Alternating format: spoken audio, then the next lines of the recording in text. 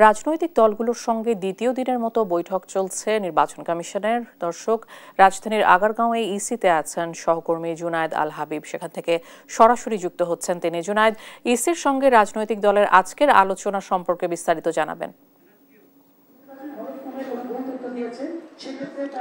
ইশিকা, ধন্যবাদ আপনাকে। আসলে সকাল 10:30টার দিকে মূলত রাজনৈতিক দলগুলোর সঙ্গে সংলাপ শুরু করেছে নির্বাচন কমিশন।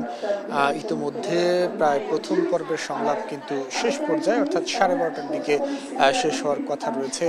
এরই মধ্যে প্রধান নির্বাচন কমিশনার সহ অন্যান্য নির্বাচন কমিশনার যারা রয়েছেন, বিশেষ করে নির্বাচন কমিশনের সিনিয়র সচিব, তিনি কিন্তু রাজনৈতিক দলগুলোর উদ্দেশ্যে কথা বলেছেন এবং রাজনৈতিক দলের প্রতিনিধি যারা রয়েছেন তারাও কিন্তু তাদের মতামত এবং তাদের পরামর্শ এবং অভিযোগগুলো নির্বাচন কমিশনের কাছে তুলে ধরেছেন। তো শুভেচ্ছা বক্তব্যে প্রধান নির্বাচন কমিশনার যেমনটি বলেছিলেন যে আসলে একটি সুষ্ঠু, অবাধ, গ্রহণযোগ্য নির্বাচনের জন্য রাজনৈতিক দলগুলোর সহযোগিতা প্রয়োজন। তিনি বলছেন যে নির্বাচন কমিশন একার পক্ষে আসলে একটি গ্রহণযোগ্য, সুন্দর নির্বাচন জাতিকে উপহার দেওয়া সম্ভব নয়, তাই তিনি সকল রাজনৈতিক দলের সহযোগিতা কামনা করেছেন। একই সঙ্গে যে নির্বাচনী আচরণ বিধিমালা রয়েছে সেই আচরণ বিধিমালাটি মেনে চলার জন্য রাজনৈতিক দলগুলোর প্রতি আহ্বান জানিয়েছেন। এর আগে আপনি জানেন যে বৃহস্পতিবার এই সংলাপ আসলে শুরু হয়। বৃহস্পতিবার 12টি দলের সঙ্গে সংলাপ শুরু করেছিলেন নির্বাচন কমিশন। আজকেও আসলে 12টি দলের সঙ্গে সংলাপ করবেন।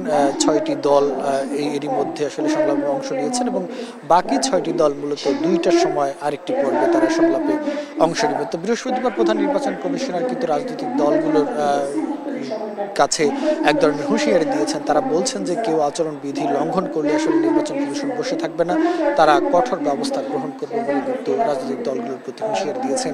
একই হুঁশিয়ারি তিনি আজকেও কিন্তু উচ্চারণ করেছেন। তিনি বলছেন যে তারা আসলে দীর্ঘদিন পরে হলেও জাতিকে একটি সুন্দর, অবাধ, গ্রহণযোগ্য নির্বাচন উপহার দিতে চায়। সেক্ষেত্রে যা যা করণীয় নির্বাচন কমিশনের পক্ষ থেকে সবকিছু কিন্তু করা হবে। তো রাজনৈতিক দলগুলোর পক্ষ থেকে বেশ কিছু সুপারিশ, প্রস্তাব এবং অভিযোগও করা হয়েছে। বিশেষ করে আজকে গণফ্রন্টের পক্ষ থেকে একটি অভিযোগ, শঙ্কার কথা তিনি প্রকাশ করেছেন গণফ্রন্টের সভাপতি সুব্রত চৌধুরী। তিনি বলছেন যে আদালত আসলে নির্বাচন কমিশনের উপর যদি হস্তক্ষেপ করে তাহলে সঠিক সময়ে নির্বাচনটি অনুষ্ঠান নিয়ে তিনি শঙ্কা প্রকাশ করেছেন। এক্ষেত্রে আসলে আদালতের হস্তক্ষেপ যে করেই হোক নির্বাচন কমিশন আদালতের মধ্যে আলোচনার মাধ্যমে এটি বন্ধ করার ব্যবস্থা গ্রহণ করতে হবে, এমন একটি কিন্তু আবেদন তিনি নির্বাচন কমিশনের কাছে করেছেন।